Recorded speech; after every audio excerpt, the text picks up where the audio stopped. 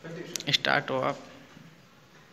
देखिए, हमने जो पर्सनल क्लास थी उसमें हमने पढ़ा था कि जो एक्सरसाइज फर्स्ट स्टार्ट होती है तो मैंने बताया था रियल नंबर्स, वास्तविक संख्याएं। तो वास्तविक संख्याओं को मैंने आपको अच्छी तरह से बता दिया था, यूक्लिड डिवीजन पर में बता दी थी क्या होती है a plus B Q, A is equal to B Q plus R, जहां आर शेषफल है, क्यू भागफल है और बी क्या है, भाजक है। तो चलो देखते हैं क्वेश्चन पहले एक्सरसाइज 1.1 पे आते हैं। एक्सरसाइज 1.1 का क्वेश्चन है, नीचे दिए गए क्वेश्चंस को यूक्लिड डिवीजन प्रमेय से हल करें। तो इसका जो पहला जो क्वेश्चन है वो है 135 और 225 का एचसीएफ हमें ज्ञात करना है यूक्लिड डिवीजन प्रमेय से। तो देखो इसका हल इस प्रकार होगा, 225 और 135 में से 225 बड़ा है और 135 छोटा, यानी 225 इज ग्रेटर देन 135। अच्छा, नीचे लिखेंगे यूक्लिड विभाजन प्रमेय से, यानी हम इसको कौन से मेथड से हल कर रहे हैं, हम इसी यूक्लिड विभाजन प्रमेय के मेथड से हल कर रहे हैं। अच्छा, उसके बाद जो बड़ा है क्या है 225, इसको हम कहां लिखेंगे, आगे लिख लिया 225। देखो अब इससे जो छोटा वाला है 225 में 135 का लेंगे भाग, कितनी बार गया, एक बार, नीचे लिखा 135 माइनस कर दिया, डिवाइड तो सबको करना आता ही होगा, 135 जब माइनस हुआ तो कितना आया अपना शेषफल 90 आया, अपना शेषफल कितना आया 90। अच्छा, ये जो डिवाइड प्रक्रिया है इसको हम यूक्लिड विभाजन प्रमेय का क्या होती है, a is equal to B Q plus R, इसमें रख लेते हैं। देखो a अपना हो गया 225, b हो गया 135, भागफल क्यों क्या हो गया 1 और शेषफल r क्या हो गया 90, हुआ या नहीं हुआ। अच्छा, अब उसके बाद ये हो गया हमारा फर्स्ट चरण, कितनी कौन सा चरण हो गया हमारा, फर्स्ट चरण। अच्छा, अब देखो इनमें से बड़ी है 135, जो b है उसको रखो यहाँ, इसमें 135 में अब भाग कितने का लगेगा 90 का, 90 का क्या दिया भाग, कितनी बार गया एक बार, 90 कम 90 घटाए तो कितने आए 45, घटाए कितने आए 45। अब ये जो प्रक्रिया है कौन सी प्रक्रिया, ये भी इसी की तरह है, किसमें यूक्लिड विभाजन में आ जाएगी, जो क्या है अपना चरण सेकंड, यानी 135 बराबर है 90 गुना 1 प्लस का 45। अब देखो कितना आ गया 90 और 45। बेटा ये प्रक्रिया तब तक चलती रहेगी जब तक शेषफल 0 न आ जाए, जहां शेषफल 0 आएगा वहीं पर ये जो चरण है ये खत्म होंगे। देखो 90 आ गया आगे, बराबर 90 में भाग दिया 45 का, 45 दूनी 90, शेषफल क्या बचा 0, यानी ये हमारा लास्ट चरण होगा क्योंकि शेषफल हमारा क्या आ गया 0। तो देखो 90 बराबर 45 का भाग दिया था, 45 आगे लिख लिया, मल्टीप्लाई 2 और शेषफल r जो 0 है वो है ही। अतः हम देखते हैं, क्या देखते हैं, अंतिम शेषफल क्या है 0 है तथा भाजक क्या है अंतिम 45। तो जो अंतिम भाजक होता है, जो अंतिम है भाजक होता है, यानी लास्ट के चरण में जो b है, लास्ट के चरण में जो b है यानी भाजक है, वही हमारा क्या होगा HCF। अतः HCF 135 और 225 का HCF कितना हुआ 45। ठीक है, अब चलो इसके क्वेश्चन नंबर सेकंड पे हम आते हैं। देखो सेकंड है 196 और 38,220 का HCF हमें ज्ञात करना है। तो देखो हम उसकी तरह ही हल करेंगे, यहाँ पे 38,220 बड़ा है 196 से, ये तो आपको पता ही है, तो आप निशान लगाते हुए ग्रेटर देन का, इसका निशान लगाओगे ग्रेटर देन का, लगा दिया। नीचे लिखेंगे यूक्लिड विभाजन प्रमेय से, यूक्लिड विभाजन प्रमेय से। अब देखो 38,220 क्या है ये है, आ गया आगे, यूक्लिड विभाजन प्रमेय क्या होती है, a is equal to B Q plus R. ठीक है, तो a का मान क्या है ये, b हमारा है क्या 196। अब देखो 38,220 में मैं 196 का भाग देता हूं, देखो पहले गया 1 बार, पहले कितनी बार गया 1 बार, तो क्या आया 196, 196 को 382 में से घटाया तो हमारे पास बचा 186, फिर ये 2 है ये कहां उतार देंगे यहाँ, कितना हो गया 1862, फिर 196 का भाग देते हैं तो 9 बार जाता है। कितनी बार जाता है? 9 बार। तो हमारा क्या आता है? 1764।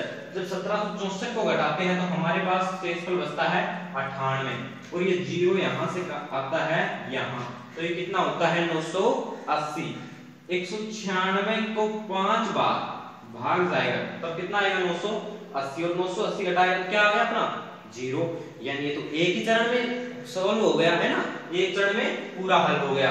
यानी जो 38,220 है बराबर 196 गुना 195 प्लस का 0, मात्र एक ही चरण बना। यहाँ शेषफल 0 है, विभाज्य क्या है? 196। अतः HCF 196 38,220 दोनों संख्याओं का HCF कितना है? 195, क्योंकि अंतिम भाजक 196 आएगा। नहीं सॉरी क्या आएगा? 196 आएगा। क्यों? क्योंकि जो अंतिम है, जो अंतिम भाजक है वो क्या है अपना? 196 है। तो इस बात को ध्यान रखें, जो B आएगा अंतिम भाजक आएगा, जिस प्रकार इसमें कितना आया था? 45 आया था, इसमें B कितना आया था? 196। तो 196 क्या हो जाएगा? 196 इसका क्या जाएगा? HCF। ठीक है। अब इसमें जो थर्ड बचा है, इसमें जो थर्ड बचा है वो तुम्हें घर से करके लाना है, या फिर आप जब भी आपका फ्री टाइम हो आप उसको करेंगे, और नहीं आता है तो उसका सॉल्यूशन फिर मैं आपको बताऊंगा। चलो अब क्वेश्चन नंबर 2 पे चलेंगे। देखिए क्वेश्चन नंबर 2 है अपना, दर्शाइए कि कोई भी धनात्मक विषम पूर्णांक, कोई भी धनात्मक विषम पूर्णांक 6q + 1 या 6q + 3 या 6q + 5 के रूप का होता है, जहां q कोई पूर्णांक है। देखो पहली बात तो ये नोटिस करनी है कि q हमेशा क्या है? पूर्णांक, क्योंकि क्वेश्चन में दिया है q कोई पूर्णांक है। अच्छा अब देखिए, पहले माना a एक विषम पूर्णांक है, माना a क्या है? एक विषम पूर्णांक, अर्थात b बराबर क्या है? देखो यूक्लिडी विभाजन प्रमेय से हम जानते हैं a बराबर bq + r।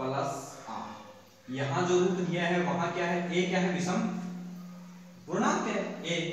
तो जो b है, b की जगह क्या आया है? 6q + r। यानी हमने यहां से क्या लिया कि अर्थात b बराबर क्या आया? 6। कोई डाउट हो तो बता देना। b बराबर क्या आ गया? 6। चलो ठीक है। अतः शेषफल हम यूक्लिडी विभाजन से ये भी जानते हैं कि r जो होता है, हमारा r होता है वो 0 के बराबर या उससे बड़ा तथा b से छोटा होता है। यानी यहीं से हमने क्या करेंगे कि जो 0 है, यहाँ जो r है, यहाँ क्या है? r है वो 0 के बराबर या बड़ा है और 6 से छोटा है। 6 से क्या है? छोटा है। तो हम देखते हैं, अतः शेषफल 6 से कम होगा। r बराबर 0 1 2 3 4 5, लास्ट कहां तक होगा? 5 तक होगा। और यूक्लिड विभाजन प्रमेय क्या है? a + bq + r। अब अपन देखो चरण लेके चलते हैं। पहले चरण में हम मानते हैं r बराबर 0। हमने पहले चरण में क्या माना? r बराबर 0। तो हमने यूक्लिड विभाजन प्रमेय में r का मान रख दिया। हमने यूक्लिड विभाजन प्रमेय में क्या रख दिया? r का मान। तो a बराबर 6q 0 हट जाएगा। क्या है? a बराबर 6q, जहां q पूर्णांक है, जहां q क्या है? एक पूर्णांक। अब देखो 6 में q की जगह क्या रखूं? कोई भी एक पूर्णांक रख लिया 1 तो क्या आया? 6। 2 रख लिया क्या आया? 12। 3 रख लिया क्या आया? 18। तो हम ये देखते हैं कि जब पूर्णांक रखते हैं तो क्या आती है? एक सम संख्या। क्या आती है? एक सम संख्या। और जब सम संख्या आती है तो हमारा जो क्वेश्चन है वो तो विषम के लिए है। हमारा जो क्वेश्चन है वो किसके लिए है? विषम के लिए। यानी सम ये सम नहीं चलेगी, हमें तो क्या चाहिए? विषम संख्या चाहिए। अब देखो अगले में जब चरण 2 आता है, केस नंबर 2, r बराबर क्या है? 1। तो 1 रखा, क्या आया? 6q + 1। जब 6q सम संख्या में क्या जुड़ेगी? विषम संख्या। तो क्या आती है? विषम संख्या। जैसे मान लो q की जगह रखा 1 + 1, यानी 6 + 1 बराबर 7। 2 रखा तो क्या आया? 6 दूनी 12 + 1 बराबर 13। यानी हमेशा क्या आती है? विषम संख्या। तो ये कैसी है? ये एक विषम संख्या है। तो इसको हम डाल देते हैं समीकरण नंबर ए। क्या है? a बराबर 6q प्लस का a। अब आता है case number 3। Case number 3 r बराबर 2 रखने पर, तो r बराबर 2 रखा तो क्या आया? a बराबर 6q प्लस का 2। कहाँ रखा? यूक्लिडी विभाजन प्रमेय का में मान रखा, तो a बराबर क्या है? 6q plus 2। तो देखो 6q भी सम संख्या है और 2 भी सम संख्या है, तो जब दो सम संख्या जुड़ती है तो हमेशा क्या आती है? सम संख्या। और हमें तो क्या चाहिए? विषम संख्या। सम संख्या तो चाहिए ही नहीं, इसलिए केस 3 को छोड़ दिया। अब आता है केस 4। r बराबर 3 लेने पर, जब r बराबर 3 लेंगे तो 6q प्लस का 3, a बराबर क्या आया? 6q प्लस का 3। और देखो 6q है वो क्या है? सम है, और 3 है वो क्या है? विषम है। तो जब सम संख्या और विषम संख्या जुड़ती है तो हमेशा विषम संख्या ही आती है। जैसे मैं दिखाऊं, 6q में q की जगह 1 रखेंगे तो क्या हो जाएगा? 6 प्लस का 3, तो कितना आया? 9, जो एक क्या है? विषम संख्या। तो जब सम संख्या में विषम संख्या जुड़ती है तो क्या आती है? विषम संख्या। और हमें विषम संख्या वाला ही चाहिए था, इसलिए क्या ले लिया? समीकरण नंबर 2। अच्छा, अब आते केस नंबर 5 पे। जब क्या है? r बराबर 4 है, जब क्या है? r बराबर 4, तो हम देखते हैं क्या आया? a बराबर 6q प्लस का 4। फिर से वही बात रिपीट हो रही है। 6q सम संख्या है, सम संख्या प्लस का सम संख्या, तो क्या आएगी? सम संख्या। और हमें सम संख्या चाहिए ही नहीं, क्योंकि क्वेश्चन वाला यह कह रहा है कि कोई भी धनात्मक होनी चाहिए लेकिन विषम पूर्णांक होना चाहिए। धनात्मक के साथ साथ विषम पूर्णांक भी होना चाहिए। तो ये कैसा है? ये सम संख्या है, सम पूर्णांक है, तो इसको नहीं लेते। अगला आता है केस नंबर 6। r बराबर 5 लेने पर, r बराबर 5 लिया तो क्या आया? a बराबर 6q प्लस का 5। जब सम संख्या में विषम संख्या जुड़ती है तो क्या आती है? विषम संख्या। तो a बराबर 6q प्लस 5 क्या हुआ? एक विषम पूर्णांक। तो ये डाल दिया समीकरण नंबर 3। अब हम केस 1 से लेकर केस 6 तक देखते हैं कि केस सेकंड यानी समीकरण 1, समीकरण 2 और समीकरण 3 में क्या आए हैं? विषम पूर्णांक। तो हम कह सकते हैं समीकरण 1, 2, 3 से स्पष्ट हो जाता है कि एक धनात्मक पूर्णांक 6q प्लस 1, 6q प्लस 3 और 6q प्लस 5 के रूप का होता है। ठीक है, तो ये क्वेश्चन आप तरह से करोगे और इसके जैसे और पहले जो क्वेश्चन किया उसके जैसे जो आपके पास क्वेश्चन है बुक में वो आप सोल्व करेंगे। और मेरे हिसाब से तो इसी प्रकार के हैं।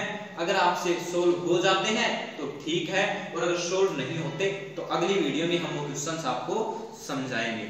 चलो आज के लिए ठीक है, धन्यवाद।